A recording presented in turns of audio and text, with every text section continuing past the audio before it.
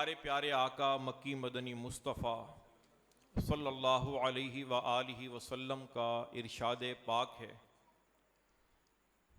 तुम अपनी मजलिसों को मुझ पर दुरूद पाक पढ़कर आरास्ता करो। तुम्हारा मुझ पर दुरूद पाक पढ़ना क़यामत के दिन तुम्हारे लिए नूर होगा। एक बार बुलंद आवाज़ से तमाम हज़रात मोहब्बत से दुरूद पाक पढ़िए। अल्लाहुम्मा सल्लि अला सय्यिदिना व मौलाना मुहम्मदिन मअदिनिल जूदि वल करमी व आलिहि व बारिक व सल्लिम सलातन व सलामन अलैका या सय्यदी या रसूलल्लाह। सबसे गुजारिश है कि तवज्जो के साथ बयान को समाअत फरमाएं। लापरवाही के साथ इधर उधर देखते हुए या अधूरा बयान सुनकर चल पड़ने से इसकी बरकतें ज़ाइल होने का अंदेशा है। नात ख़्वानी में तो आप सो भी जाएं ना तो कोई मसला नहीं है, ठीक है। मैं सो जाऊं या मुस्तफ़ा कहते कहते, खुले आँख सल्ले आला कहते कहते, लेकिन बयान में सोने की इजाज़त नहीं है। इसकी वजह यह है कि बयान में अगर आप ऊँघते हुए झूमते हुए नींद में सुनेंगे, हो सकता है कि जायज़ कहा गया हो और आप समझें नाजायज़, नाजायज़ कहा गया हो और आप समझें जायज़। इल्म की जो मजलिस होती ना, उसके उलमा ने कुछ दर्जात बयान किए हैं। सबसे पहला दर्जा ही खामोशी है कि जब तक आप खामोश नहीं होंगे तो सुनेंगे क्या, समझेंगे क्या। पहला दर्जा खामोशी। दूसरा दर्जा इल्म की बात को तवज्जो के साथ सुनना, कान लगाकर तवज्जो के साथ सुनना। तीसरा दर्जा उसको याद कर लेना। चौथा उस पर अमल करना और पांचवा उसको आगे दूसरों तक पहुंचाना। ये इल्म के 5 दर्जात हैं। तो मैं उम्मीद करता हूं कि आप तवज्जो के साथ कान लगाकर बयान सुनेंगे और जो सुनेंगे इंशाअल्लाह उसको याद भी रखेंगे, उस पर अमल भी करेंगे और उसको आगे दूसरों तक पहुंचाएंगे भी इंशाअल्लाह। ये महफ़िल मिलाद मुस्तफ़ा सल्लल्लाहु अलैहि व आलिहि वसल्लम की और सालाना बड़ी 11वीं शरीफ की महफ़िल ज़िक्र मुस्तफ़ा सल्लल्लाहु अलैहि व आलिहि वसल्लम और ज़िक्र गौसे आज़म नबी पाक अलैहिस्सलाम का ज़िक्र खैर करना सुनना बड़ी सआदत की बात है। नज़म की सूरत में तो आपने पिछले चंद घंटों से हुजूर का ज़िक्र खैर सुना, अब नसर की सूरत में सुनिए और इंशाअल्लाह गौसे पाक की बातें भी होंगी। ये जो हम महफ़िल सजा के बैठे हैं, महफ़िल मिलाद, महफ़िल 11वीं शरीफ, ये है ज़िक्र मुस्तफ़ा सल्लल्लाहु अलैहि व आलिहि वसल्लम। उलमा फरमाते हैं मिलाद नाम है ज़िक्र मुस्तफ़ा का। आज बाज़ लोग इस पर दलाइल मांगते हैं कि जी मिलाद मनाना कहाँ लिखा है, क्या सहाबा ने मनाया, इस तरह के सवालात किए जाते हैं। तो मिलाद नाम है ज़िक्र मुस्तफ़ा का। आप देखें, हम जब कोई महफ़िल मिलाद मुनक़िद करते हैं तो उसमें सबसे पहले अल्लाह के पाक कलाम की तिलावत होती है, उसके बाद सना ख़्वानी होती है, फिर हुजूर की शान व अज़मत पर, सीरत पर, सुन्नतों पर बयान होता है, फिर आखिर में दुरूद व सलाम पढ़ जाता है, अल्लाह की बारगाह में दुआ की जाती है और आने वाले ग़ुलामान मुस्तफ़ा को हुजूर का लंगर पेश करते हैं। ये जितने भी काम हैं सेपरेट अगर किए जाएं तो बिल्कुल जायज़, इनके जायज़ होने में किसी को कोई शक ही नहीं। लेकिन ये सारे काम अगर किसी एक जगह जमा कर दिए जाएं और उसको महफ़िल मिलाद का नाम दे दिया जाए तो फिर वो नाजायज़ कैसे हो जाती है, फिर वो गलत कैसे हो जाती है, फिर वो बुरी बिदअत कैसे हो जाती है। और बास तो माज़अल्लाह इस ऐसे अकल से पैदल होते हैं कि वो इसको शिर्क भी कह देते हैं। भला हुजूर का मिलाद मनाना शिर्क हो सकता है? आज के इस बयान में इंशाअल्लाह मैंने शिर्क के मौजू पर भी कुछ बात करनी है, क्योंकि सोशल मीडिया के दौर है और फेसबुक के ज़रिए, व्हाट्सएप के ज़रिए, सोशल मीडिया के ज़रिए आज बहुत सारे जायज़ कामों को भी माज़अल्लाह शिर्क कहा जा रहा है। हम मनकबत पढ़ते हैं, सरकार गौसे आज़म नज़र करम खुदारा, मेरा खाली कासा भर दो मैं फ़कीर हूँ तुम्हारा। इस पर भी शिर्क का फतवा लगता है। वो कहते हैं जी कासा भरने वाला तो अल्लाह है, मांगना अल्लाह से चाहिए, तुम गौस पाक से मांग रहे हो। तो ये भी इंशाअल्लाह मैंने आगे जाके क्लियर करनी है बात, बस आपने ज़रा तवज्जो रखनी है। नबी पाक साहिब लौलाक सल्लल्लाहु तआला अलैहि व आलिहि वसल्लम की ज़ात मुबारका जो है, ये हमारी सबसे पसंदीदा ज़ात मुबारका है। हुजूर की जो ज़ात है, हुजूर की जो शख्सियत है, ये हमारी फेवरेट, हमारी पसंदीदा शख्सियत है। और बेशक बिल यकीन हर मुसलमान की सबसे फेवरेट शख्सियत इस दुनिया में अगर कोई है तो वो नबी पाक अलैहिस्सलाम की ज़ात मुबारका है। इसलिए कि हुजूर की मिसल आज तक कोई पैदा ही नहीं हुआ। मेरे आका अलैहिस्सलाम की जो ज़ात मुबारका है वो हर खूबी व कमाल से मुत्तसिफ और मुज़य्यन और हर नक्स व ऐब से मुनज़्ज़ा और मुबर्रा है। दरबार रिसालत के सनाख्वां, मशहूर सनाख्वां हज़रत हस्सान बिन साबित अंसारी रदी अल्लाह तआला अन्हु, उनकी तो नात बड़ी मशहूर है। आप बारगाह रिसालत में अर्ज़ करते हैं, व अहसनु मिन कलम तरक़त्तु ऐनी व अजमलु मिन कलम तलिदिन निसा खुलिक़्ता मुबर्रअम मिन कुल्लि ऐबिन कअन्नका क़द खुलिक़्ता कमा तशा। यानी या रसूल अल्लाह सल्लल्लाहु तआला अलैहि वसल्लम, आपसे ज़्यादा खूबसूरत, आपसे ज़्यादा हसीन व जमील मेरी आँख ने आज तक देखा ही नहीं।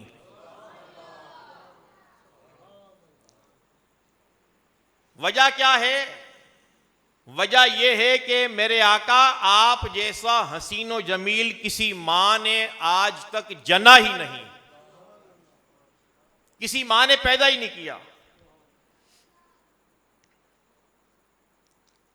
अल्लाह पाक ने आपको हर ऐब से पाक पैदा फरमाया, गोया आप उसी तरह पैदा फरमाए गए जिस तरह आपने खुद चाहा। मेरे आका अलैहिस्सलाम हर ऐब से पाक हैं। सैयदी आला हज़रत का वो शेर याद आया। आला हज़रत लिखते हैं, तेरे तो वस्फ़ ऐब तनाही से हैं बरी, हैरान हूं मेरे शाह में क्या क्या कहूं तुझे। देखें, आप जब किसी की तारीफ करना शुरू करें, आप उसकी 10 तारीफें करेंगे, 20 करेंगे, 50 करेंगे, 100 करेंगे।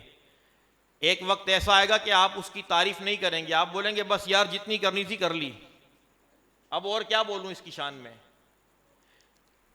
तो किसी की तारीफ करना करना करना करना यहां तक कि फिर आप रुक जाएं, आपको समझ नहीं आए कि यार जो जो खूबियां इस बंदे में थी मैंने सारी तारीफ कर दी।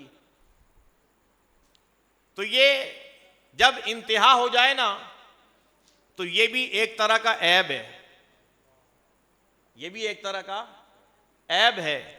आला हजरत लिख रहे हैं सरकार के बारे में, या रसूल अल्लाह सल्लल्लाहु तआला अलैहि वसल्लम, तेरे तो वस्फ ऐब तनाही से हैं बरी।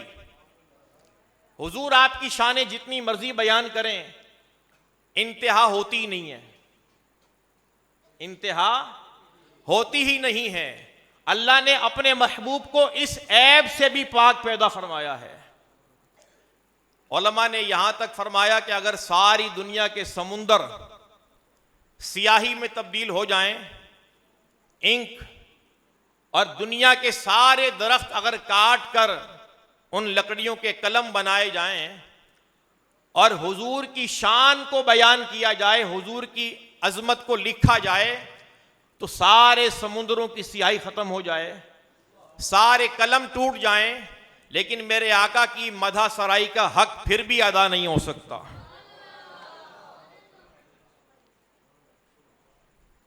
ए रजा खुद साहिबे कुरआन है मद्दाहे हुजूर, तुझसे कब मुमकिन है फिर मिदहत रसूलुल्लाह की। तो हम घंटे 2 घंटे हुजूर की शान व अज़मत बयान करके ये नहीं कह सकते कि हमने मिदहत मुस्तफ़ा का हक अदा कर दिया, इसलिए कि हम हुजूर की जो अजमत है, जो शान है, जो उनकी हकीकत है, उसको जानते ही नहीं है, नहीं जानते। देखिए, नबी पाक अलैहिस्सलातु वस्सलाम के सबसे करीब रहने वाली शख्सियत कौन है? हजरत अबू बकर सिद्दीक रज़ी अल्लाह तआला अन्हु। सफर में साथ हैं, हजर में साथ हैं, जिंदगी का अक्सर हिस्सा सैयदना सिद्दीक अकबर ने मेरे आका अलैहिस्सलाम के साथ गुजारने का शरफ हासिल किया। एक मौके पर एक मर्तबा नबी पाक अलैहिस्सलाम ने हजरत अबू बकर सिद्दीक से ये बात फरमाई कि ए अबू बकर, मेरी हकीकत को मेरे रब के सिवा कोई नहीं जानता। उलमा ने इस पर गौर किया और ये नुक्ता बयान किया कि ये बात सरकार ने खास हजरत अबू बकर सिद्दीक से क्यों बयान की। इसकी वजह यही है कि हजरत अबू बकर सिद्दीक तमाम सहाबा में सबसे अफजल हैं और सबसे ज्यादा रिफाकत मुस्तफ़ा भी इन्हें नसीब हुई। तो जब सरकार ने इनसे ये बात फरमा दी कि ए अबू बकर, मेरी हकीकत को मेरे रब के सिवा और कोई नहीं जानता, तो फिर हम और आप किस गिनती में हैं?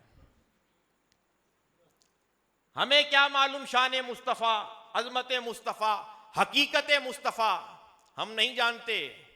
सिर्फ रब ही जानता है कि उसके महबूब की अजमत और हकीकत क्या है। अब मेरी निगाहों में जचता नहीं कोई, जैसे मेरे सरकार हैं ऐसा नहीं कोई। हकीकत है, मेरे आका जैसा कोई नहीं। इमाम शरफुद्दीन बुसीरी रहमतुल्लाहि ताला अलैह नबी पाक अलैहिस्सलाम की बारगाह में कुछ इस तरह अर्ज करते हैं कसीदा बुर्दा शरीफ में, मुनज़्ज़हुन अन शरीकिन फी महासिनिही फजौहरुल हुस्नी फीही गैरु मुनकसिमी। यानी या रसूल अल्लाह सल्लल्लाहु तआला अलैहि वसल्लम,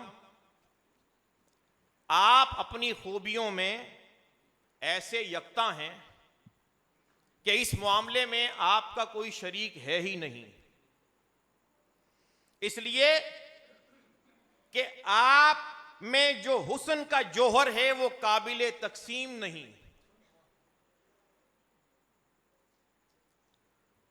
और शाह अब्दुल अजीज मुहद्दिस देहलवी रहमतुल्लाह अलैह क्या खूब बोले। जब इनका कलम चला तो बारगाह रिसालत में क्या अर्ज किया, या साहिबल जमाल व या सय्यिदल बशर मिन वजहिकल मुनीर लक़द नुव्विरल क़मर ला युमकिनु सनाउ कमा काना हक़्क़ुहु बादस खुदा बुजुर्ग तुई किस्सा मुख्तसर। इसका मतलब यह है कि ए हुस्न व जमाल वाले और तमाम इंसानों के सरदार सल्लल्लाहु अलैहि व आलिहि वसल्लम, बेशक आपके नूरानी चेहरे की ताबानी से चांद को रोशन किया गया। आपकी मिदहत का हक अदा करना मुमकिन ही नहीं। अल मुख्तसर ये कि अल्लाह पाक के बाद आप ही का मकाम व मर्तबा है। वो एक कलाम का एक जुमला है ना कि हमने अपने बड़ों से सुना है, सिर्फ अल्लाह ही उनसे बड़ा है। मेरे आका से बड़ा कोई नहीं, मेरे आका से बड़ा बस मेरे आका का अल्लाह है।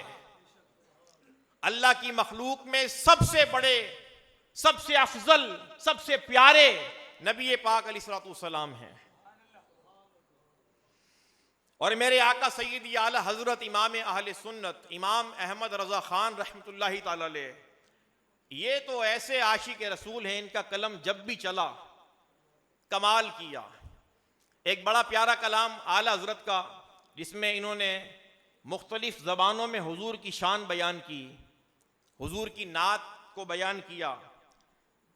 ये बड़ी प्यारी नात है, बड़ा प्यारा कलाम है। इसका ये पहला जो शेर है ना, ये मैं आपको तर्ज में सुनाता हूँ। तर्ज में आपको ज़्यादा इंशाल्लाह लुत्फ़ आएगा।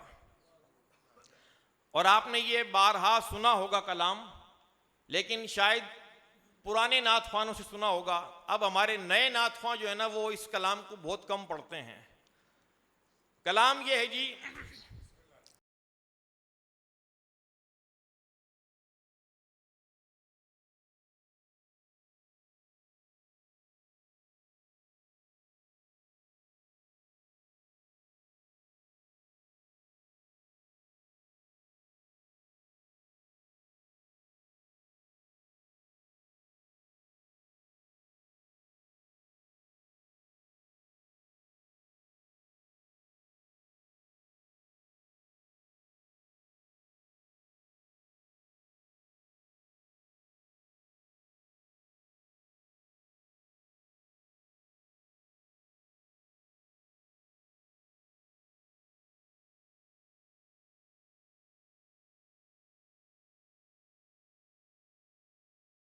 जाना, इसका मतलब क्या है? इसका मतलब सुनिए, आला हजरत क्या कह रहे हैं। इसका मतलब यह है कि या रसूल अल्लाह सल्लल्लाहु तआला अलैहि वसल्लम, आपका मिसल किसी को नजर ना आया, क्योंकि आपकी मिसल कोई पैदा ही नहीं हुआ। सारे जहां की बादशाही का ताज आप ही के सर पर जेब देता है, क्योंकि आप ही दोनों जहां के बादशाह हैं। तो क्या बात है हमारे प्यारे आका अलैहिस्सलातु वस्सलाम की। और एक मकाम पे आला हजरत रहमतुल्लाहि ताला अलैह यूं अर्ज गुजार हुए, यही बोले सिदरा वाले चमने जहां के थाले, यही बोले सिदरा वाले चमने जहां के थाले, सभी मैंने छान डाले, तेरे पाए का ना पाया, तुझे यक ने यक बनाया। इसमें उस हदीस की तरफ इशारा है कि एक मर्तबा जिब्रील अमीन अलैहिस्सलाम ने नबी पाक अलैहिस्सलाम की बारगाह में हाजिर होकर अर्ज की, या रसूल अल्लाह सल्लल्लाहु तआला अलैहि वसल्लम, मैंने ज़मीन के मशारिक मगारिब सब देख लिए, उलट पलट कर देख डाले, लेकिन आका आप जैसा कहीं भी नहीं मिला, आप जैसा कहीं भी नहीं मिला। इसलिए कि एक खुदा ने आपको भी वाहिद यक्ता बनाया है, तुझे यक ने यक बनाया। यही बोले सिदरा वाले चमने जहां के थाले, सभी मैंने छान डाले, तेरे पाए का ना पाया, तुझे यक ने यक बनाया। तो इसमें कोई शक नहीं कि हमारे प्यारे आका अलैहिस्सलातु वस्सलाम बेमिसलो बेमिसाल हैं। मेरे आका अलैहिस्सलाम जैसा ना कोई था, ना कोई है और ना कोई होगा।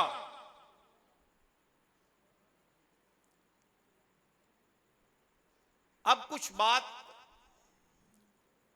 गौसे पाक रहमतुल्लाहि ताला अलैह के हवाले से। ये महफिल 11वीं शरीफ, ये असल में गौसे आज़म शेख अब्दुल कादिर जिलानी रहमतुल्लाह अलैह के इसाले सवाब की महफिल है, उर्स शरीफ की महफिल है ना। जब कोई आम मुसलमान इंतकाल कर जाता है तो उसके इंतकाल के साल गुजरने के बाद जब वही डेट आती है, वही तारीख आती है, तो उसमें उसके इसाले सवाब के लिए जो हम इकट्ठे होकर फातिहा खानी करते हैं, इसाले सवाब करते हैं, उसको हम बरसी कहते हैं। क्या कहते हैं? बरसी कहते हैं।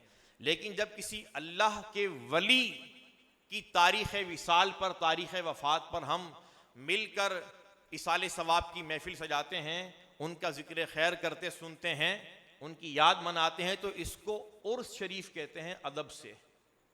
क्या कहते हैं? उर्स। तो ये जो रात है, ये 11वीं रात है, ये गौसे पाक रहमतुल्लाह अलैह की शबे उर्स है, उर्स की रात है। और हम इनका जिक्र खैर कर रहे हैं, सुन रहे हैं, इनको खिराज तहसीन पेश करने के लिए, इनको इसाले सवाब करने के लिए। हमारे गौसे पाक शेख अब्दुल कादिर जिलानी रहमतुल्लाह अलैह आले नबी हैं, औलाद अली हैं, हसनी हुसैनी सैयद हैं।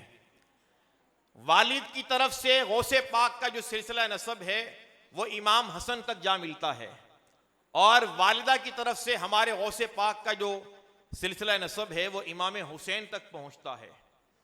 दूसरे लफ्ज़ों में आप इसको इस तरह कह लें कि गौसे आज़म सैयद अब्दुल कादिर जिलानी रहमतुल्लाह अलैह इमाम हसन के 11वें पोते हैं। मैं पूरा अभी शजरा नसब नहीं पढ़ रहा, सिर्फ बस बता दिया आपको, आप देख लीजिएगा, चेक कर लीजिएगा। गौस पाक के वालिद, फिर उनके वालिद, फिर उनके वालिद, फिर उनके वालिद, इस तरह गौसे पाक जो हैं वो इमाम हसन नवासाए रसूल के 11वें पोते हैं। और वालिदा की तरफ से चूंकि आप हुसैनी सैयद हैं, आप इमाम हुसैन के 12वें नवासे हैं। इमाम हसन के 11वें पोते और इमाम हुसैन के 12वें नवासे हैं। हसनी हुसैनी सैयद हैं, और जो हसनी हुसैनी सैयद होता है उसे कहा जाता है नजीबुत तरफैन। क्या कहते हैं? नजीबुत तरफैन। तो हमारे गौसे पाक शेख अब्दुल कादिर जिलानी रहमतुल्लाहि ताला जो हैं ये नजीबुत तरफैन हैं, हसनी हुसैनी सैयद हैं। इस जमाने में बल्कि सदियों से ये लोग चले आ रहे हैं, ऐसे बदनसीब भी हैं कि जो गौसे पाक को सैयद ही नहीं मानते। अल्लाह पाक उनको अक्ल सलीम अता फरमाए। गौसे पाक भी हसनी हुसैनी सैयद हैं, दाता अली हजवेरी भी हसनी हुसैनी सैयद हैं, अब्दुल्ला शाह गाजी भी हसनी हुसैनी सैयद हैं, और ख्वाजा गरीब नवाज भी हसनी हुसैनी सैयद हैं। लोग आज के ज़माने में एक आम सैयद ज़ादे का इतना एहतराम करते हैं, हालांकि आज के ज़माने का जो सैयद है उसको तो कितना फासला है सरकार से, ठीक है। और ये जिनका हम जिक्र खैर सुनने करने के लिए इकट्ठे हुए हैं, ये तो इमाम हसन के 11वें पोते और इमाम हुसैन के 12वें नवासे हैं। बड़ा फासला इतना ज़्यादा नहीं है, ठीक है। 470 हिजरी में गौस पाक पैदा हुए और 561 में इनका विसाल हुआ। 91 साल तकरीबन इनकी उम्र थी गौस पाक की। हमारे गौसे पाक शेख अब्दुल कादिर जिलानी बगदाद शरीफ के करीब कस्बा है जिलान, वहां पर पैदा हुए। उस जगह की निस्बत से आप जिलानी कहलाते हैं। और आप रमजान की पहली तारीख को पैदा हुए, पीर शरीफ के दिन। और जब आप पैदा हुए तो आपने पैदा होते ही जिक्रुल्लाह करना शुरू कर दिया। आपके मुबारक होंठ हरकत कर रहे थे और अल्लाह अल्लाह की आवाज आ रही थी। और आप देखिए कि ये मादरजाद वली हैं, मां के पेट से वली पैदा हुए। क्योंकि रमजान का महीना था, पूरा दिन गौसे पाक ने रोजे की हालत में गुजारा। और सारा रमजान हमारे गौसे पाक का यही मामूल था कि जब सहरी का वक्त खत्म होता आप अपनी वालदा का दूध नहीं पीते, और जब इफ्तारी का वक्त होता तो उस वक्त आप अपनी वालदा का दूध नोश फरमाते। हालांकि छोटे बच्चे पर रोजे फर्ज तो नहीं होते, लेकिन गौसे पाक ने पैदा होते ही हुर्मत रमजान का कितना ख्याल रखा कि रमजान का अदब किया, एहतराम किया। ऐ गौस पाक के मानने वालों, ऐ गौसे पाक की 11वीं खाने खिलाने वालों, गौसे आजम शेख अब्दुल कादिर जिलानी पैदा होते ही रमजान का एहतराम करें। और हम आकिल बालिग होने के बावजूद, होश में होने के बावजूद, अक्ल सलामत होने के बावजूद जानबूझकर अगर रमजान के फर्ज रोजे छोड़ें तो ये गौस पाक से कैसी मोहब्बत है। तो गौस पाक का सच्चा मुहिब, गौस पाक का सच्चा गुलाम रमजान के रोजे कभी भी जानबूझकर बिला उज़्र शरई नहीं छोड़ेगा। गौस पाक पैदा होते ही रमजान का एहतराम करें, और ये गौस पाक का मानने वाला रमजान के रोजे जानबूझकर छोड़े और फिर चोरी और सीना जोरी ये कि दिन दिहाड़े सरेआम रमजान के महीने में सबके सामने खाए पिए, सबके सामने सिगरेट के कश लगाए, सबके सामने बोतल पिए, जूस पिए, और अगर कोई कहे कि भाई रमजान की हुर्मत का तो ख्याल करो, और फिर आगे से उसको जवाब ये मिले कि तूने अपनी कब्र में जाना है, मैंने अपनी कब्र में जाना है। आज ये वक्त आ गया है, नासिहा मत कर नसीहत दिल मेरा घबराए है, उसको दुश्मन जानता हूं जो मुझे समझाए है। तो समझाने वाला तो खैर खा होता है, समझाने वाला तो आपका खैर खा होता है, आपका चाहने वाला होता है, आपका प्यारा होता है। तो अगर आपको कोई समझाए तो आप उसकी बात को समझा करें कि वो आपकी आखिरत की बेहतरी के लिए कह रहा है। गौसे पाक रहमतुल्लाह अलैह पैदा हुए, मां के पेट से ही कुरान पाक के 18 पारे याद करके आए। 5 बरस की उम्र में जब पहली बार रस्म बिस्मिल्लाह के लिए एक बुजुर्ग के सामने आप बैठे और आउज़ बिस्मिल्लाह, सूरे फातिहा, सूरे बकरा 18 पारे पढ़ के सुना दिए, तो वो कारी साहब बोले, वो बुजुर्ग बोले कि बेटा आगे पढ़ो। गौस पाक फरमाते हैं कि बस मुझे इतना ही याद है, इसलिए कि जब मैं अपनी माँ के पेट में था तो मेरी माँ 18 पारों की हाफिजा थी, और वो उठते बैठते चलते फिरते इन 18 पारों को पढ़ा करती थी। तो मैंने ये 18 पारे माँ के पेट में ही सुन के याद कर लिए।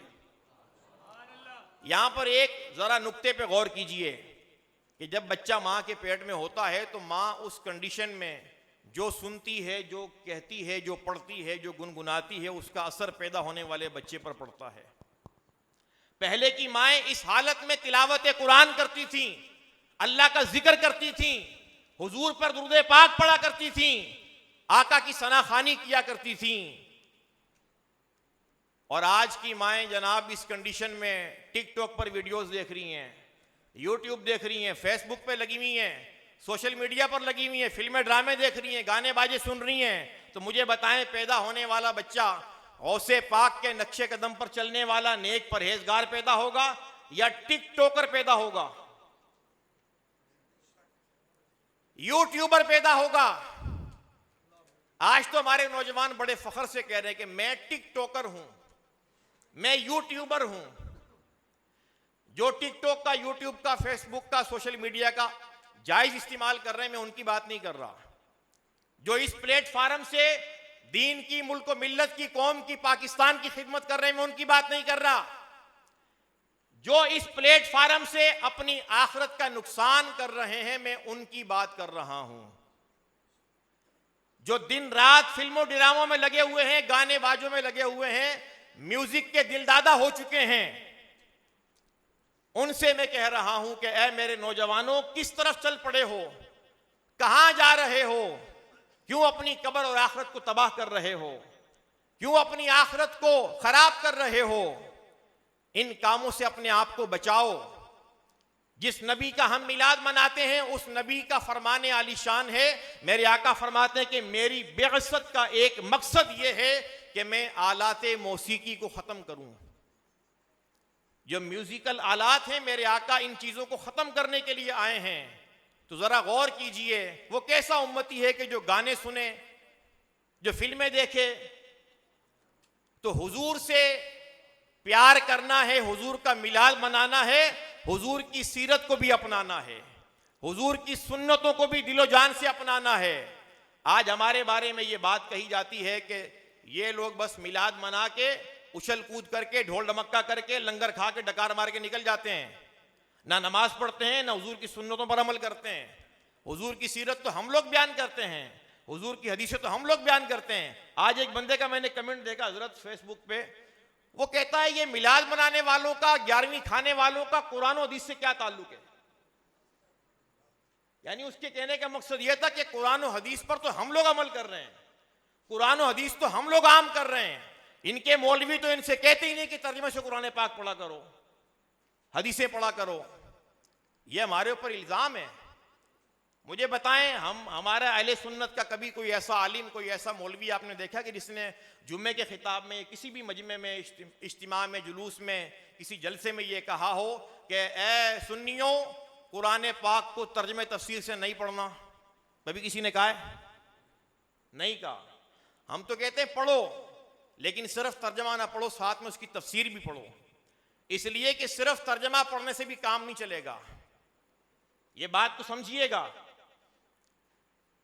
एक सोशल मीडिया पर हम पर एतराज यह किया जाता है कि जिस दिन इन मिलाद मनाने वालों ने, 11वीं खाने खिलाने वालों ने, मज़ारों पर जाने वालों ने तर्जमे से कुरान पढ़ना शुरू कर दिया, तो इनके जितने भी ये पीर हैं और जितने भी इनके ये शेख हैं, ये सारे किसी मिस्त्री के साथ दिहाड़ी लगाते हुए नजर आएंगे। ये कहा जाता है। तो भाई मुझे बताओ कि कौन सा ऐसा बंदा है कि जो कुरान को तर्जमे और तफसीर से पढ़े और फिर तर्जमा तफसीर से पढ़ने के बाद वो ये कहे कि मज़ारात पर जाना शिर्क है, मिलाद मनाना शिर्क है, हुजूर के नाम पे अंगूठे चूमना शिर्क है।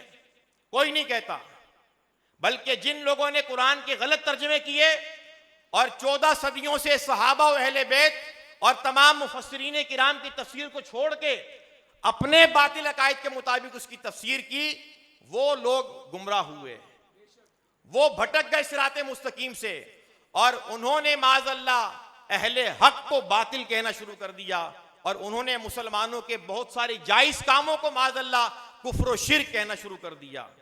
भला मज़ार पे जाना शिर्क कैसे हो सकता है? या रसूलुल्लाह कहना, मिलाद मनाना, नातें पढ़ना, इसको शिर्क कैसे कह सकते हैं? शिर्क के बारे में मैं भी थोड़ी सी आपको तफसील अर्ज करूंगा कि शिर्क उस वक्त होता है कि जब किसी को अल्लाह जैसा समझा जाए। यह जुमला अपने दिमाग में बिठा लें। शिर्क उस वक्त होता है कि जब किसी को अल्लाह जैसा समझा जाए। अब अल्लाह कैसा है, जब तक आपको यह पता नहीं होगा तो आपको शिर्क का पता नहीं चलेगा। जब आपको यह पता नहीं होगा कि अल्लाह कैसा है, आप उस वक्त तक शिर्क को नहीं समझ सकते। तो गौसे पाक के मज़ार पर जाना या किसी भी मज़ार पर जाना या गौस अल मदद कहना या रसूलुल्लाह कहना या अली कहना, मिलाद मनाना, नाते पढ़ना, हुजूर की ताजीम करना, यह हरगिज हरगिज कुफ्र व शिर्क नहीं है। अगर यह कुफ्र व शिर्क होता हुजूर की ताजीम करना, तो माज़अल्लाह फिर सहाबा पे क्या फतवा लगेगा? ये हमारा मुरव्वजा अंदाज से मिलाद मनाना, ये नबी पाक अलैहिस्सलाम की ताजीम है, ताजीम मुस्तफ़ा है। और उलमा फरमाते हैं क़यामत तक शरीयत के दायरे में रहकर जिस जायज तरीके से नबी पाक की ताजीम की जाए, बिल्कुल जायज है, कारे सवाब है, अगरचे वो तरीका सहाबा से साबित ना हो। जैसे मिसाल के तौर पे इमाम मालिक रहमतुल्लाहि ताला अलैह, आलिम मदीना, इमाम मालिक सारी जिंदगी मदीने शरीफ के अंदर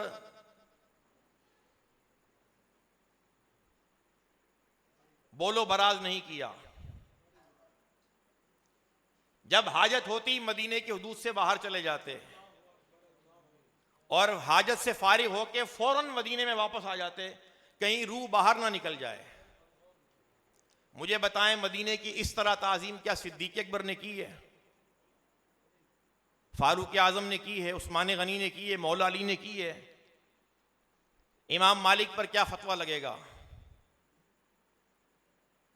यही इमाम मालिक रहमतुल्लाह अलैह जब इनके आस्थाने पर कोई आता, दरवाजा खटखटाता, आप खादिम को भेजते और कहते कि जाओ पूछो आने वाला किस लिए आया है।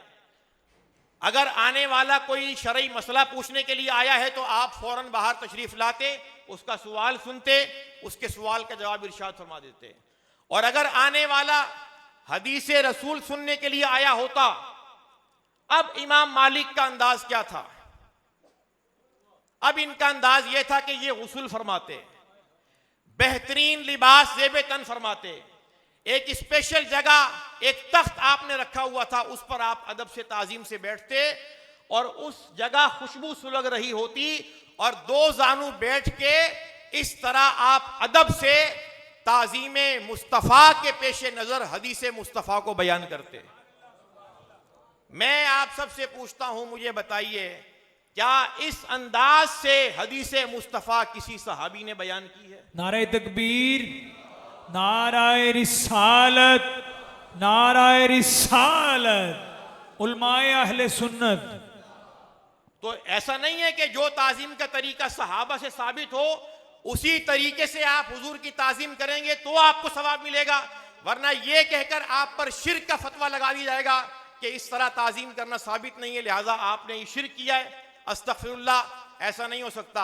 देखिए ये तुर्की वाले कैसे आशिक रसूल हैं, इनके बारे में तो आप सब जानते होंगे कि जब इनके सामने जिक्र मुस्तफ़ा होता है, हुजूर की शान बयान की जाती है, हुजूर का जिक्र पाक होता है, तो ये तुर्की वाले अदब से अपने सर को झुका के सीने पे हाथ रख लेते हैं। ऐसा करते नहीं करते? अब मुझे बताएं, क्या सहाबा इस तरह करते थे?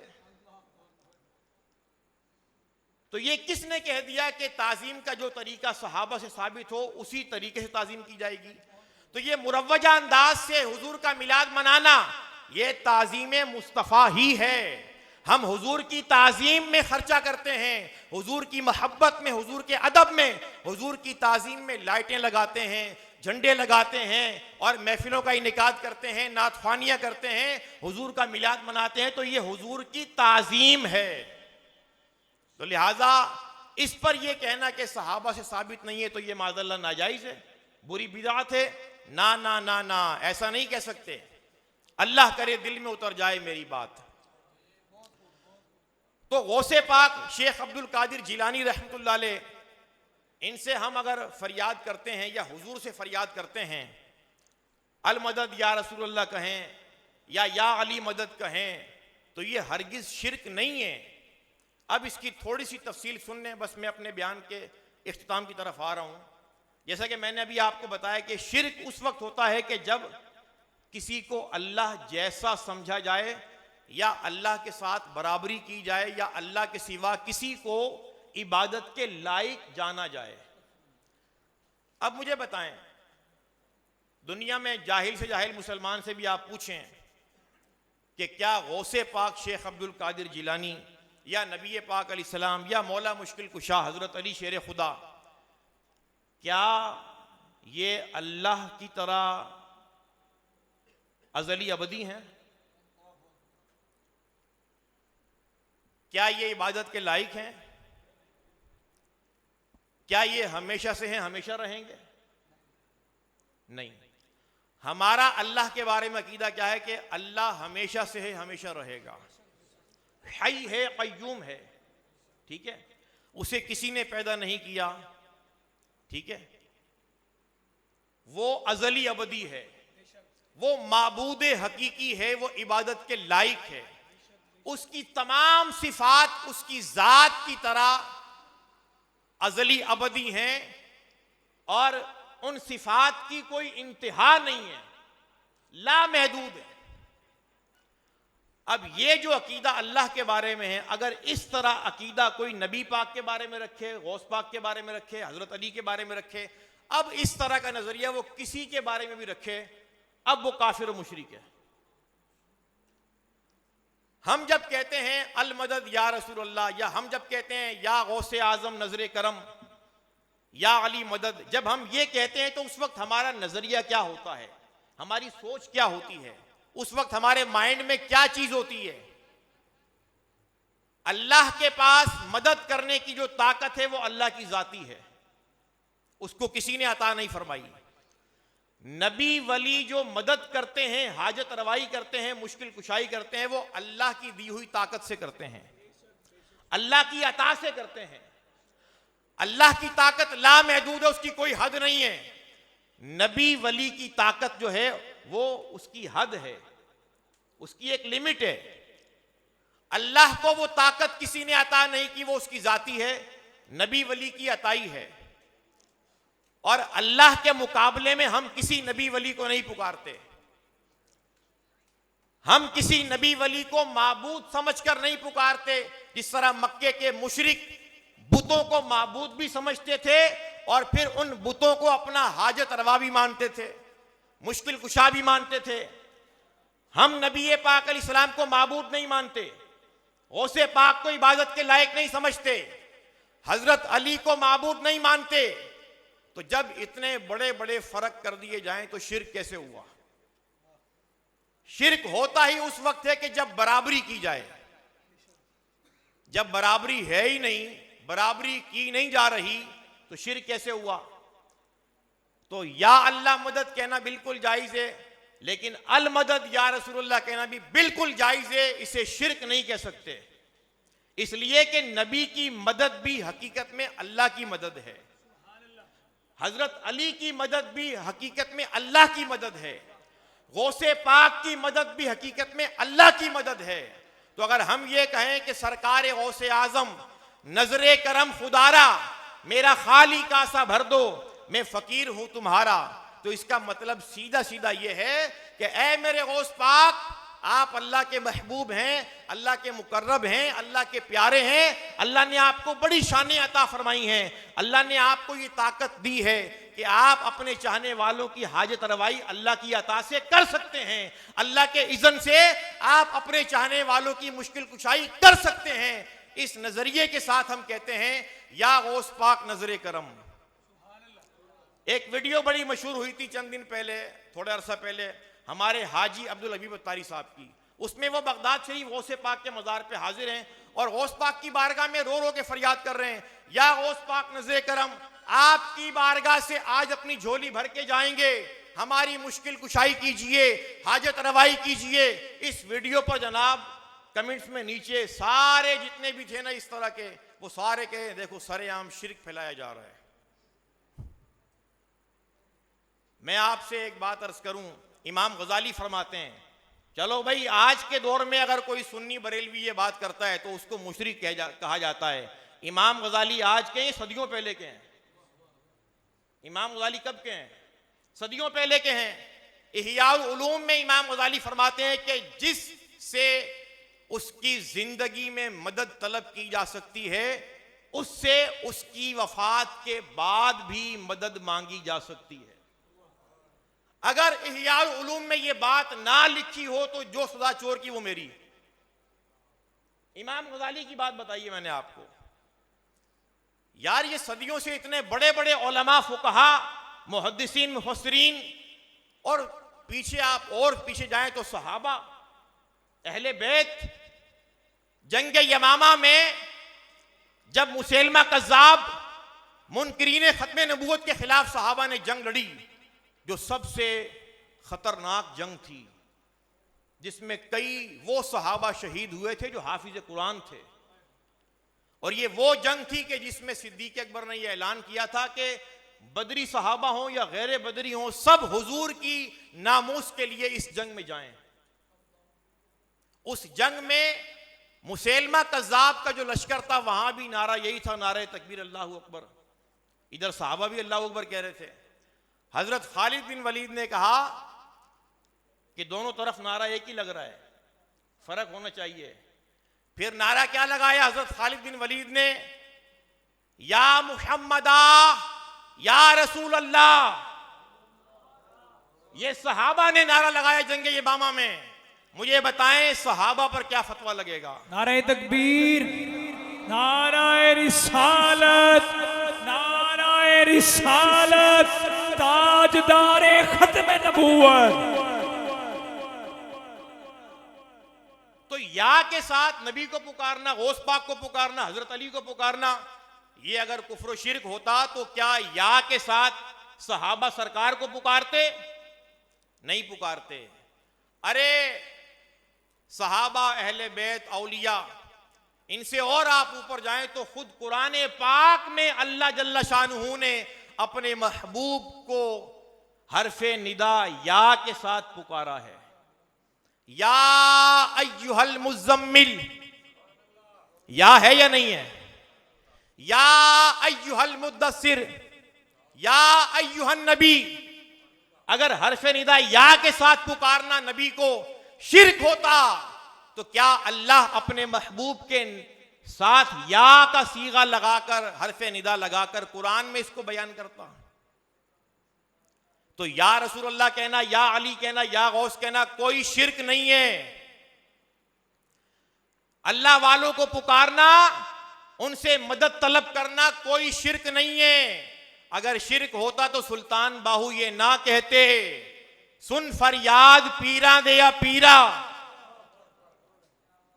सुन फरियाद पीरा दे या पीरा, ते मेरी अर्ज सुनी कन धर के हूं।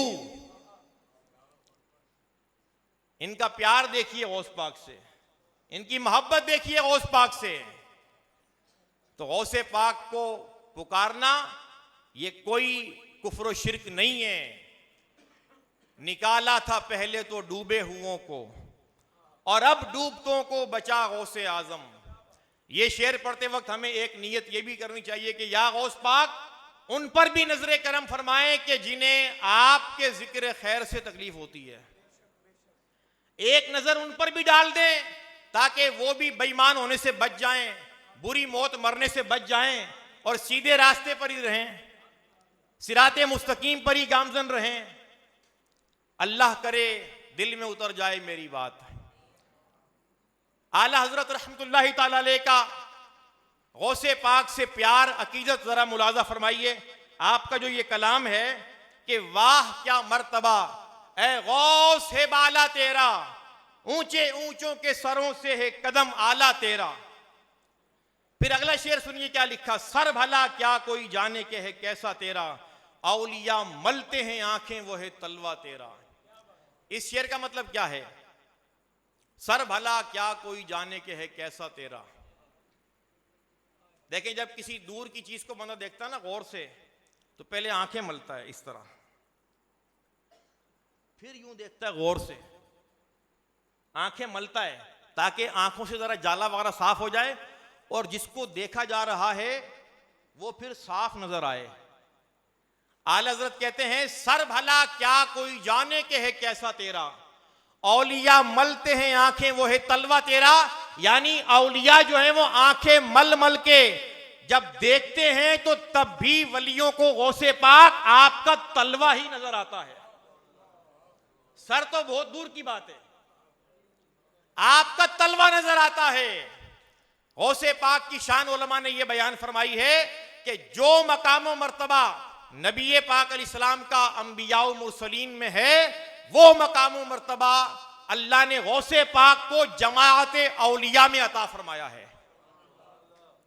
लेकिन यहां पे ये याद रखिएगा कि गौसे पाक किन औलिया से अफजल हैं। इमामुल औलिया हैं, वलियों के सरदार हैं, लेकिन किन वलियों से अफजल हैं? इमाम हसन अस्करी और इमाम महदी, इन दो हस्तियों के दरमियान जितने भी वली हैं, इमाम हसन अस्करी की बात नहीं हो रही, ना इमाम मेहदी की बात हो रही है, इमाम हसन अस्करी और इमाम महदी के दरमियान में जितने भी औलिया हैं, उन तमाम वलियों से गौसे पाक अफजल हैं। जिस तरह गौसे पाक तमाम इन वलियों से अफजल हैं, इसी तरह गौसे पाक का सिलसिला कादरिया भी तमाम सलासिल से अफजल है। लेकिन एक बात यहां पे याद रखिए, अगरचे कादरी चिश्ती से, नक्शबंदी से, सोहरवर्दी से अफजल है, लेकिन किसी कादरी को अपने मुंह से ये बात कहने की इजाजत नहीं है कि वो किसी चिश्ती से कहे कि तू चिश्ती है, मैं कादरी हूं। जिस तरह तेरा पीर मेरे पीर से अफजल नहीं है, इस तरह मैं भी तुझसे अफजल हूं, तू मुझसे अफजल नहीं है। गौस पाक तो ये बात कह सकते हैं, कदमी हाज़िही अला रक़बती कुल्ली वलिय्यिल्लाह, कि मेरा ये कदम हर वली की गर्दन पर है। और ये गौस पाक ने अपने पास से नहीं कहा, मेरे गौस पाक को ये हुक्म नबी पाक अलैहिस्सलाम की तरफ से मिला था। तो गौस पाक ने अपने पास से नहीं कहा। लेकिन अगर कोई कादरी किसी चिश्ती से कहे कि मैं तुमसे अफजल हूं, कोई कादरी किसी नक्शबंदी से कहे, सोहरवर्दी से कहे कि मैं तुमसे अफजल हूं, तो ये तकब्बुर है। क्या है? ये तकब्बुर है और तकब्बुर की इजाजत नहीं है। मेरे आका की मशहूर हदीस है कि जिसके दिल में राई के दाने बराबर भी तकब्बुर होगा, जन्नत में दाखिल नहीं होगा। बल्कि कादरी को तो आजिजी करनी चाहिए, बल्कि कादरी को तो यह ज़हन बनाना चाहिए कि जितने भी चिश्ती हैं, नक्शबंदी हैं, सोहरवर्दी हैं, ये सारे मुझसे अफजल हैं। बल्कि अगर कोई किसी पीरे कामिल का मुरीद नहीं है, आम मुसलमान कादरी को उसको देखकर भी यही कहना चाहिए कि ये मुझसे बेहतर है, ये मुझसे अफजल है। हो सकता है कि इसका मकाम व मर्तबा अल्लाह के यहाँ मुझसे ज़्यादा हो। तो कभी भी बड़ाई वाले अल्फाज नहीं बोलने।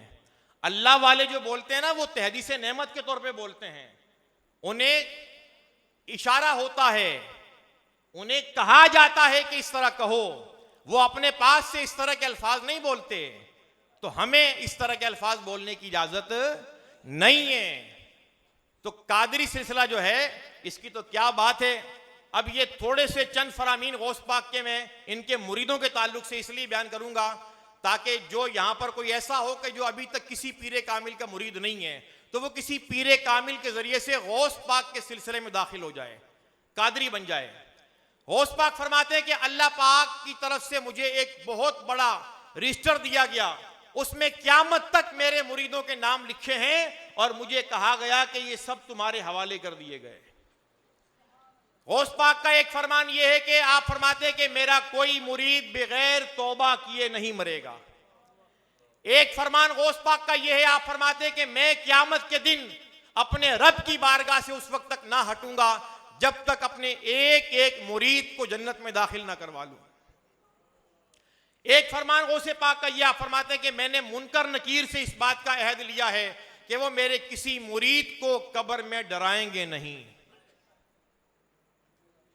और आप फरमाते हैं कि मेरा दस्ते शफकत मेरे मुरीद पर इस तरह है जिस तरह आसमान जमीन पर है। और आप फरमाते हैं मेरा मुरीद अच्छा नहीं भी है तो क्या हुआ, मैं तो अच्छा हूं। क्या फरमाया? अगर मेरा मुरीद अच्छा नहीं भी है तो क्या हुआ, मैं तो अच्छा हूं। तो ये गौस पाक ने देखें अपने सिलसिले में दाखिल होने वालों को कैसी ढारस बंधाई है। तो मैं उनसे गुजारिश करूंगा कि जो किसी भी पीरे कामिल के आज तक मुरीद नहीं बने, पीरे कामिल का मुरीद बन जाना, गौसे पाक के सिलसिले में दाखिल होकर कादरी बन जाना, इसमें आखिरत का फायदा ही फायदा है, नुकसान कोई नहीं है। ठीक है, इसमें कोई लॉस नहीं है, आपका कोई घाटा नहीं है। इंशाअल्लाह ये निस्बत आपको मरते वक्त भी काम आएगी, कब्र में भी काम आएगी, मैदान हशर में भी काम आएगी और इंशाअल्लाह पुल सिरात पर भी काम आएगी इंशाअल्लाह। तो अल्लाह पाक हमें गौसे आजम के फैजान से दोनों जहां में माला माल फरमाए। और हम आज की इस महफिल पाक में ये दुआ करते हैं कि अल्लाह पाक हमारी फैमिली में, हमारी नस्ल में कोई ऐसा ना हो कि जो गौस पाक पे एतराज करे, जो गौस पाक से टक्कर ले, जो गौस पाक से दुश्मनी मोल ले। कोई ऐसा पैदा ना हो हमारी नस्ल में। अल्लाह हमारी नस्लों में भी गौस पाक का वफादार पैदा फरमाए, जिसके दिल में गौस पाक से मोहब्बत हो, गौस पाक से प्यार हो। हम अहले सुन्नत की ये खुशकिस्मती है, हमारी खुशबख्ती है कि हम अल्हम्दुलिल्लाह अल्लाह के जितने भी प्यारे हैं उन सब का अदब करते हैं। ख्वाह वो नबी हों, पैगम्बर हों, रसूल हों, सहाबा हों, अहले बैत हों, औलिया हों, हम सब का अदब करते हैं। सुन्नी अल्हम्दुलिल्लाह किसी नबी की शान में गुस्ताखी नहीं करता। सुन्नी अल्हम्दुलिल्लाह किसी सहाबी की तौहीन नहीं करता। सुन्नी अल्हम्दुलिल्लाह कभी भी अहले बैत के बारे में कोई नेगेटिव बात नहीं करता। सुन्नी अल्हम्दुलिल्लाह अल्लाह के किसी वली के खिलाफ कोई बात नहीं करता। हम अदब वाले लोग हैं, ताज़ीम वाले लोग हैं और इंशाअल्लाह ये अदब करना, ये ताज़ीम करना हमारा इंशाअल्लाह बेड़ा पार करवाएगी इंशाअल्लाह।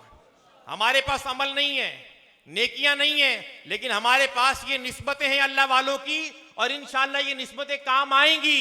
इसलिए कि मेरे आका की हदीस है, मेरे आका ने फरमाया कि बंदा दुनिया में जिससे मोहब्बत करता है, क़यामत के दिन अल्लाह पाक उसको उसके साथ रखेगा। तो हमें अल्लाह के सारे नबियों से मोहब्बत है, हम इंशाअल्लाह क़यामत में अल्लाह के अंबिया के साथ होंगे। हमें सारे सहाबा से प्यार है, सारे अहले बैत से मोहब्बत है, क़यामत तक पैदा होने वाले अल्लाह के सारे औलिया से मोहब्बत है। इंशाअल्लाह क़यामत के दिन हम अल्लाह के वलियों के साए में होंगे इंशाअल्लाह। और इंशाअल्लाह इनकी निस्बत हमारा बेड़ा पार करवाएगी और इंशाअल्लाह इनके सदके हमें जन्नत में दाखिला भी दिलवाएगी इंशाअल्लाह अज़्ज़ा वजल। अल्लाह पाक से दुआ है, अल्लाह पाक इस महफिल पाक को अपनी बारगाह में कबूल फरमाए और इस महफिल पाक को हम सब के लिए ज़रिया नजात बनाए, ज़रिया बरक़ात बनाए। आमीन बिजाहि ख़ातमिन नबिय्यीन सल्लल्लाहु तआला अलैहि व आलिहि वसहबिही वबारक वसल्लम। आमीन सुमा आमीन। सलाम के लिए अब आप खड़े हो जाइए। या नबी सलाम अलैका, या रसूल सलाम अलैका, या हबीब सलाम अलैका, सलावतुल्लाह अलैका, रहमतों के ताज वाले दो जहां के राजवाले, अर्श की मेराज वाले, आसियों की लाज वाले, या नबी सलाम अलैका, या रसूल सलाम अलैका, या हबीब सलाम अलैका, सलावतुल्लाह।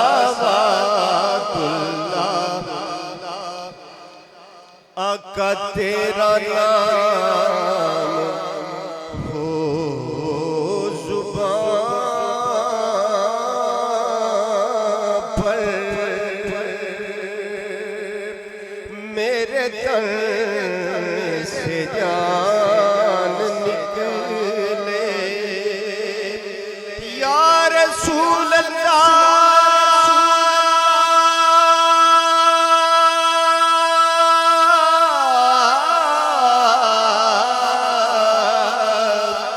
या हबीब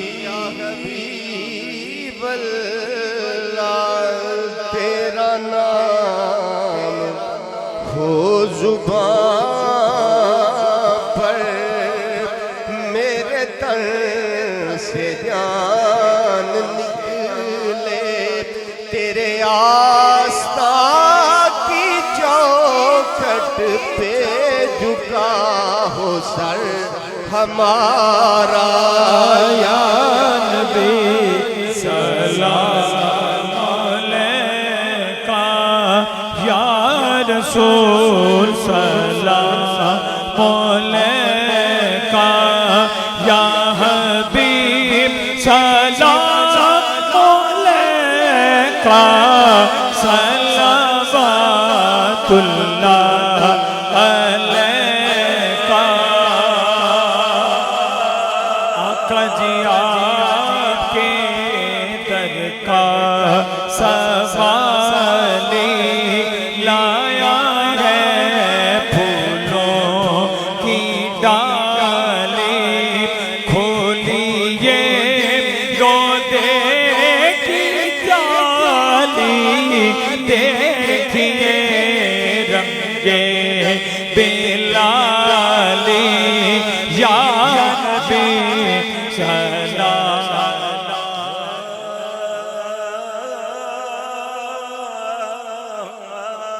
देखण साडे वर्गा, पर असी कदों उस मुल दे पत्थर वांग लाल नहीं विकदे, ते फुल कंडिया नाल नहीं तुलदे, दे वर्गा केड़ा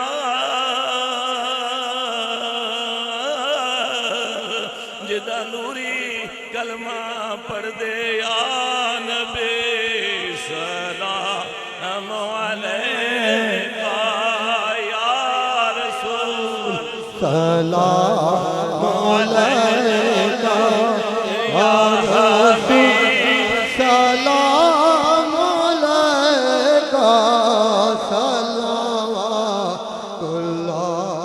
अलैका। कमली वाले दी शान सुभान अल्लाह, जिस दे नूरों हर जर्रा दीद बनया जरा लगा जो आप दे नाल कदमी या चन बनया या खुर्शीद बनया एक एक नात हजूर दी होई कठी फिर पूरा कलाम मजीद बनया बनया पीर जमाने दा ओ सायम कमली वाले दा जेड़ा मरीद बनया अज तो फैल गौसे आज़म गंज बख्शे फैज़े आलम दाता गंज बख्शे फैज़े आलम सदकाए इमाम आज़म दूर हो सभी जो गम या नबी सलाम अलैका या रसूल सलाम अलैका या हबीब सलाम अलैका सलावतुल्लाह अलैका सलाम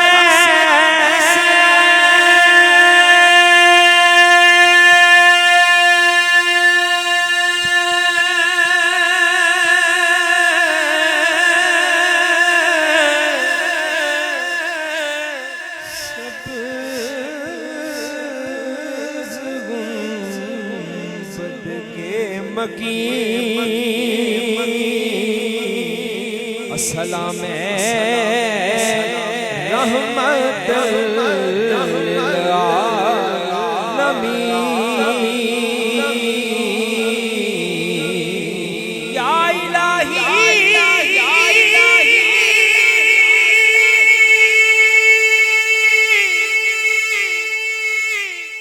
इलाही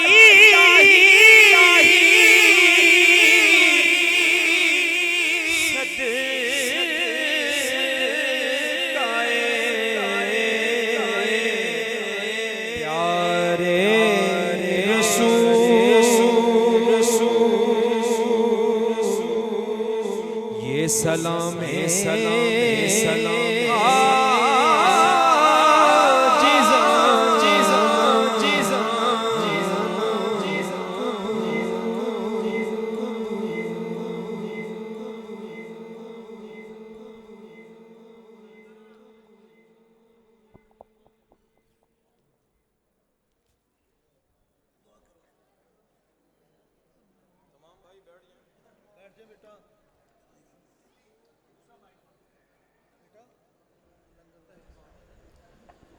तमाम भाई बैठ जाएं अभी इंशाल्लाह दुआ होगी तमाम भाई बैठ जाएं अभी इंशाल्लाह दुआ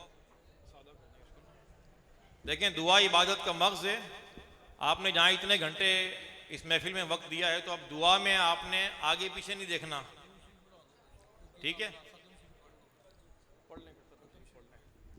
अभी ख़त्म शरीफ पढ़ा जाएगा उसके बाद इंशाल्लाह दुआए खैर होगी और ये बात याद रखिए कि जब बुलंद आवाज़ से कुरान पाक पढ़ा जाए तो उसे खामोशी के साथ कान लगाकर सुनना ये फ़र्ज़ है और ये अल्लाह का हुक्म है कुरान पाक में अल्लाह अमल की तौफीक अता फरमाए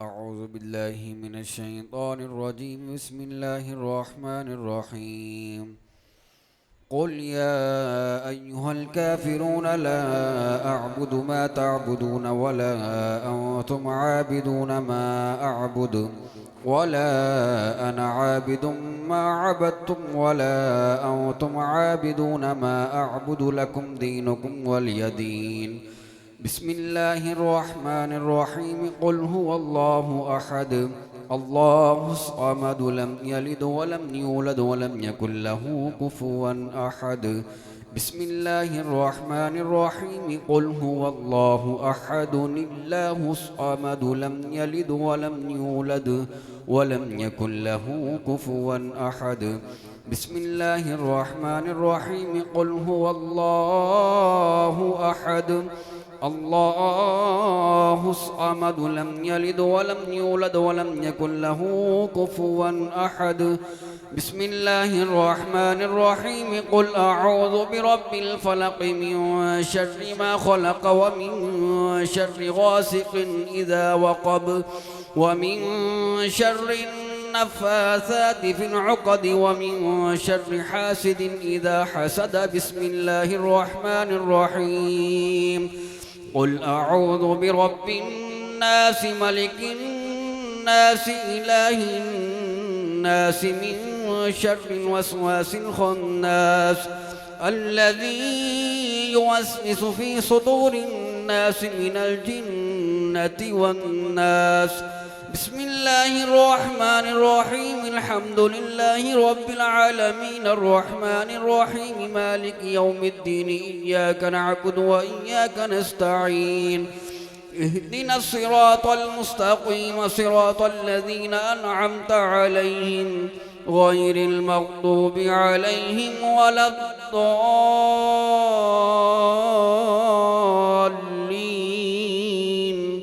آمين. بسم الله الرحمن الرحيم.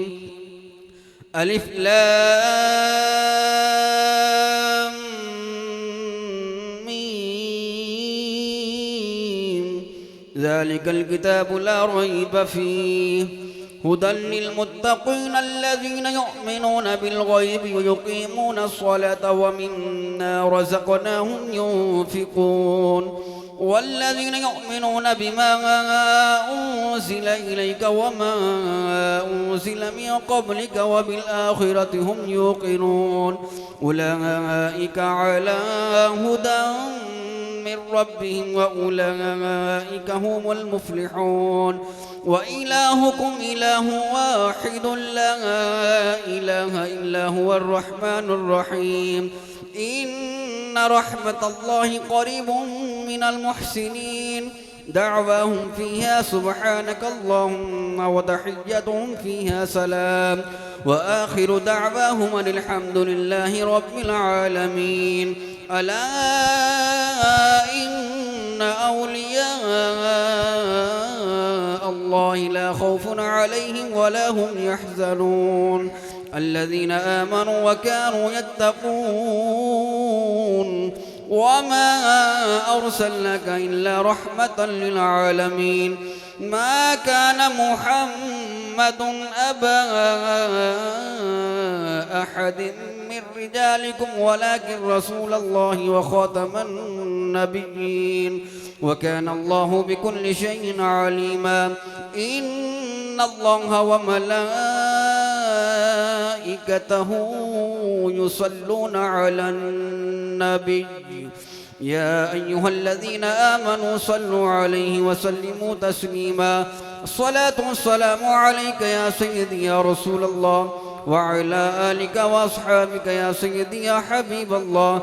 الصلاة والسلام عليك يا سيدي يا نبي الله وعلى آلك وأصحابك يا سيدي يا نور الله. سبحان ربك رب العزة عما يصفون وسلام على المرسلين والحمد لله رب العالمين. الله أكبر الله أكبر لا إله إلا الله والله أكبر الله أكبر ولله الحمد. अल्हम्दुलिल्लाहि रब्बिल आलमीन वस्सलातु वस्सलामु अला ख़ातमिन नबिय्यीन व अला आलिहि व सहबिहि अजमाइन। अभी लंगर के लिए रुक जाएं, पहले दुआ होने दें, अभी ठहर जाएं, चंद मिनट ठहर जाएं, पहले दुआ हो जाए फिर उसके बाद सारी तरकीब कीजिएगा। अल्हम्दुलिल्लाहि रब्बिल आलमीन वस्सलातु वस्सलामु अला ख़ातमिन नबिय्यीन व अला आलिहि व सहबिहि अजमाइन। सल्लल्लाहु अला नबिय्यिल उम्मी व आलिहि सल्लल्लाहु अलैहि वसल्लम सलातन व सलामन अलैका या सय्यदी या रसूल अल्लाह। या अल्लाह अज़्ज़ व जल, ऐ हमारे पाक परवरदिगार, इस पाक महफिल को अपनी पाक बारगाह में शरफ़ कबूलियत अता फरमा। ऐ मौला, यहाँ तेरे मुक़द्दस कलाम की तिलावत हुई, सना ख़्वानी हुई, बयान हुआ, दुरूद व सलाम पढ़ा गया, न्याज का एहतिमाम किया गया। अपनी बारगाह में कबूल व मंजूर फरमा। हमसे जो भी आज तक टूटा फूटा अमल हो सका अपनी बारगाह में कबूल फरमा। इस पर हमारे नाकिस आमाल के लायक नहीं, अपनी करम के शाया निशान अजर अता फरमा। या अल्लाह ये सवाब हमारी जानिब से हमारे प्यारे आका दो आलम के दाता हज़रत मोहम्मद मुस्तफ़ा सल्लल्लाहु अलैहि व आलिहि वसल्लम को इनायत फरमा। बवसीला ख़ातमुन नबिय्यीन ये सवाब तमाम अम्बिया व मुरसलीन, तमाम सहाबा व अहले बैत, तमाम औलियाए कामिलीन की बारगाह में नज़र पहुँचा। हुजूर के प्यारे प्यारे वालिदैन करीमैन और सरकार के तमाम आबा व अजदाद की बारगाह में नज़र पहुँचा। ताबईन तबअ ताबईन तमाम सलासिल के मशाइख व बुजुर्गान दीन की बारगाह में नज़र पहुँचा। सरकार बगदाद हुजूर गौसे पाक सैयद अब्दुल कादिर जीलानी हसनी हुसैनी हम्बली रहमतुल्लाह अलैह की बारगाह में नज़र पहुँचा। इमाम आज़म अबू हनीफ़ा हुजूर दाता गंज बख्श अली बिन उस्मान हजवेरी हज़रत ख्वाजा गरीब नवाज सैयदी आला हज़रत की बारगाह में नज़र पहुँचा। इन तमाम मुक़द्दस हस्तियों के तुफ़ैल ये सवाब हम सब के तमाम मरहूमीन को पहुँचा। बिलखुसूस हमारे शेख नवाज कादरी साहिब के वालिदैन और इनके जितने भी अजीज़ व अकारीब इस दुनिया से जा चुके हैं, मौला सब की अरवाह को ये सवाब पहुँचा। सब की कब्रों को जन्नत का बाग बना, सबको बेहिसाब जन्नत में सरकार का पड़ोस नसीब फरमा। या अल्लाह गौसे पाक का वासिता हमारी सारी बीमारियां, परेशानियां, तंगदस्तियां, तकलीफ़ें, घरेलू नाचाकियां दूर फरमा। गौसे पाक के सदके और तुफेल हमें हमारे घर वालों को बार बार खैर वाफियत से हज का उम्रे का शरफ नसीब फरमा। बार बार मीठा मीठा मदीना दिखा। ऐ मौला गौसे पाक का वासिता हमें सारी ज़िंदगी नमाज रोज़ों की सुन्नतों की पाबंदी नसीब फरमा। हमें सारा साल सारी ज़िंदगी अपनी मस्जिदें आबाद रखने की तौफीक अता फरमा। गौसे पाक का वासिता हमें रोज़ाना अपने घरों में कुरान पाक की तिलावत करने की तौफीक अता फरमा। या अल्लाह गौसे पाक के नक्शे कदम पर चलते हुए हमें अपनी ज़िंदगी अहकाम शरीयत के मुताबिक गुजारने की तौफीक अता फरमा। या अल्लाह गौसे पाक का वासिता हमें नेक मुत्तकी परहेजगार माँ बाप का फर्मा बरदार सच्चा मुखलिस आशिक रसूल बना।